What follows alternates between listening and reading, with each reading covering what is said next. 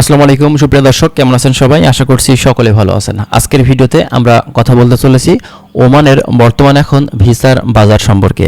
বর্তমান এখন ভিসার কি অবস্থা, এই সাধারণ লেবার ক্যাটাগরির ভিসা কবে নাগাদ খুলতে পারে, সাধারণ লেবার ক্যাটাগরির ভিসা আদৌ কি পরের মাসে বা সামনের মাসে খোলার কোনো চান্স আছে কিনা, বর্তমানে এবছরের 8 মাস হয়ে গেল, আগস্ট মাসের এই শেষের দিকে আমরা কি আদৌ এই দেশটিতে ঢোকার কোনো সুযোগ পাবো, বিস্তারিত বিষয়গুলো সম্পর্কে আজকের এই ভিডিওতে আমরা আপনাদেরকে জানাবো। ভিডিওটি সম্পূর্ণ দেখবেন, বিস্তারিত বিষয়গুলো আপনারা কিন্তু ভালোভাবে বুঝতে এবং জানতে পারবেন।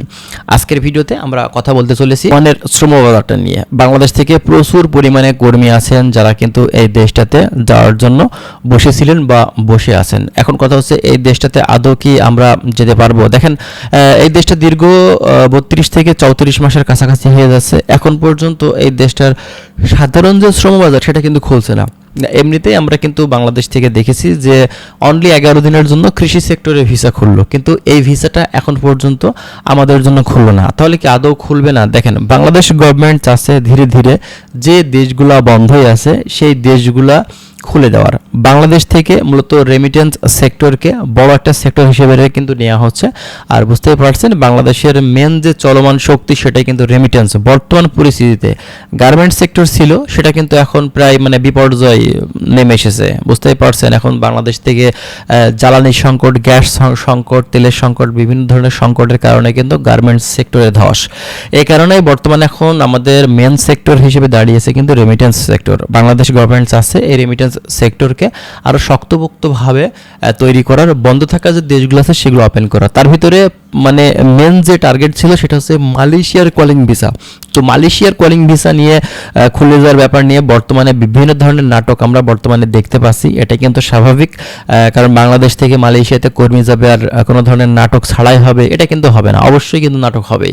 তো এই ক্ষেত্রে এই মালয়েশিয়ার কলিং ভিসার বাজারে যে ঝামেলাগুলো আছে এগুলা ক্লিয়ার হওয়ার পরে আমরা আশাবাদী হয়তোবা আপনার হচ্ছে মিডল ইস্টের বন্ধ থাকা যে দেশগুলো আছে তার ভিতরে আপনার হচ্ছে যেমনটা ওমান আছে, তারপরে আছে আপনার হচ্ছে মিডল ইস্টের আরেকটা দেশ সংযুক্ত আরব আমিরাত, যে দেশটাতে বর্তমানে এখন প্রচুর প্রবাসী কিন্তু সমস্যার ভিতরে পড়ে আছে। তো এই ব্যাপারগুলা যদি একটু খোঁজ খবর নিয়ে দেখি, প্রচুর পরিমাণে আসলে আমাদের প্রবাসী ভাইরা সেখানে কিন্তু হয়রানির শিকার, বিভিন্ন ধরনের সমস্যা ফেস করছে, বিভিন্ন কোম্পানিতে সমস্যা ফেস করছে। ঠিক আছে, তো এই সমাধানগুলো যতক্ষণ না পর্যন্ত বাংলাদেশ গভর্নমেন্ট চাচ্ছে ততক্ষণ পর্যন্ত কিন্তু সমাধান হবে না। এজন্য বাংলাদেশ সরকারকে অবশ্যই চেষ্টা করতে হবে যেন এই সমস্যার সমাধানগুলো দ্রুত সমাধান হয়ে যায়। তাহলে কিন্তু দেখা যাবে যে আপনার প্রবাসীদের যে সমস্যাগুলো, ওমানে যারা এখন বর্তমানে অবস্থান করছেন তাদের সমস্যাগুলো, বাংলাদেশ থেকে কর্মী যাওয়ার যে সমস্যাগুলো, এগুলোর কিন্তু সমাধান হয়ে যাবে। পাশাপাশি বাংলাদেশ থেকে বিভিন্ন এজেন্সি আছে যারা কিন্তু প্রতারিত করার জন্য সবসময় বসেই থাকে। ঠিক আছে, এক শ্রেণীর এজেন্সি আছে যাদের কাজ শুধুমাত্র প্রতারণা করে মানুষের কাছ থেকে টাকা পয়সাগুলো নেওয়া।